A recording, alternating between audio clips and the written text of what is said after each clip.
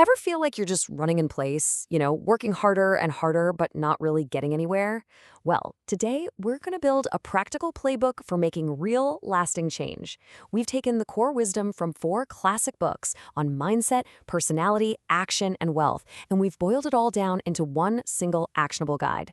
So let's get started architecting a new way forward. This quote from Robert Kiyosaki just nails the core problem, doesn't it? He calls it the rat race. It's this vicious cycle where you end up working for literally everyone but yourself. You're working for your boss, you're working for the government, you're working for the bank. And yeah, maybe your income goes up, but your expenses and taxes go right up with it.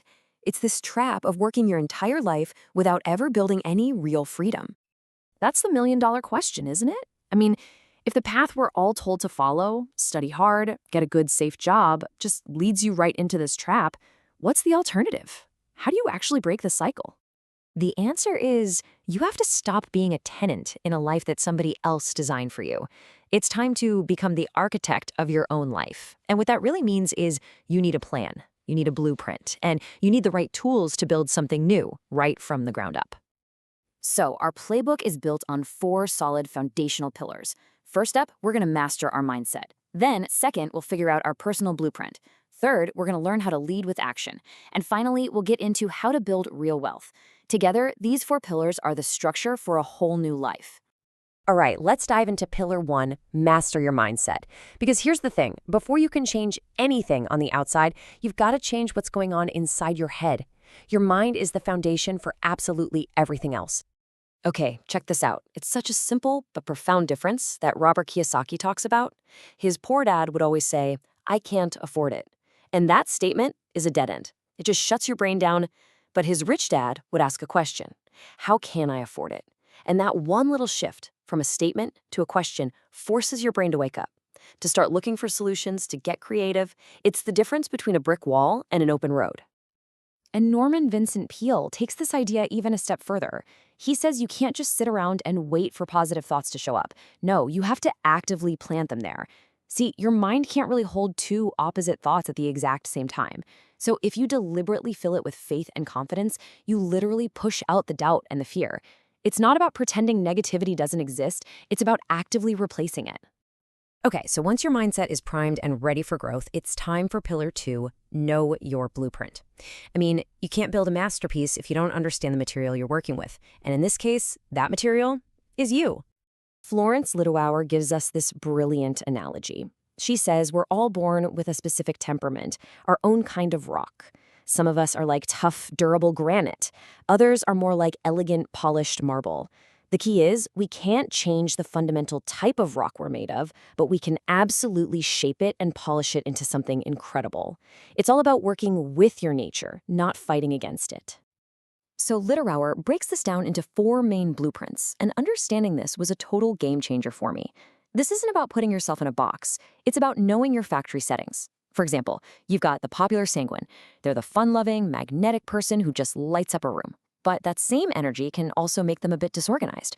Then there's the perfect melancholy, the brilliant analyst who creates perfection, but their super high standards can easily slip into pessimism. The powerful choleric is that born leader who just gets things done, but their drive can sometimes come across as bossy.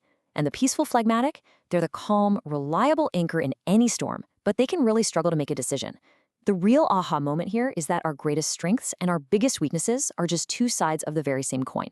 Knowing your blueprint is the secret to leaning into those strengths while managing that shadow side. So just take a second and look at this. Do you see yourself in one of these descriptions more than the others? Just recognizing your natural tendencies is the very first step to really using your strengths and getting a handle on your weaknesses.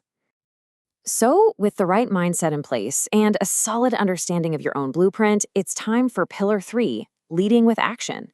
This is where we go from planning to actually building. Because once you know who you are, you can decide what you'll do. It's all about taking deliberate, purposeful steps to build the life you've actually envisioned. Now, Chris Brady and Orrin Woodward make a really critical distinction here. Leadership is about vision. It's about deciding what to do. It's doing the right things. Management, on the other hand, is about execution, how you're going to do it. It's doing things right. And here's the kicker. You can be the most efficient manager in the world, but if you're managing the wrong tasks, you're just getting to the wrong place faster. Leadership has to come first.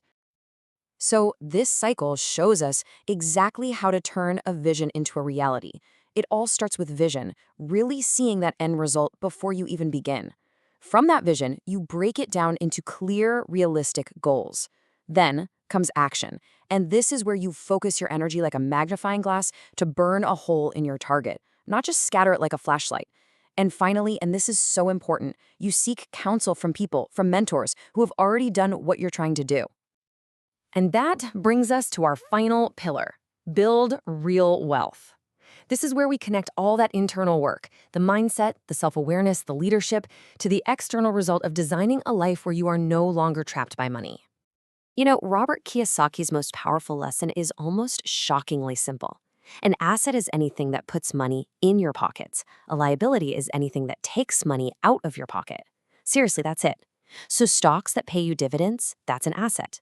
A rental property that brings in cash every month, asset. But your mortgage, a car loan, credit card debt, all of those are liabilities. And this right here shows exactly how different people use their money. As you can see, for the poor, income comes in and it goes right back out to expenses. For the middle class, they often buy liabilities that they think are assets, like a fancier car or a bigger house. But the rich, they do something different. They use their income to buy assets that generate even more income. Their money starts working for them, and that creates a cycle of growth that is the exact opposite of the rat race. So, what does all this mean for you? It means you have the power to stop running and start building. You are the architect. And your personal revolution, it can start right now. Your new foundation, the one you're going to build on, rests on these 4 pillars we just walked through. A mindset that's always asking, how can I? A deep self-awareness of your personal blueprint, the leadership to take focused action, and the financial intelligence to build real, lasting freedom. Look, this isn't just theory, it's a construction plan. And every great structure begins with a single step, laying one single brick with purpose. So, as you look at these 4 pillars, which one are you going to start working on first? The choice is all yours.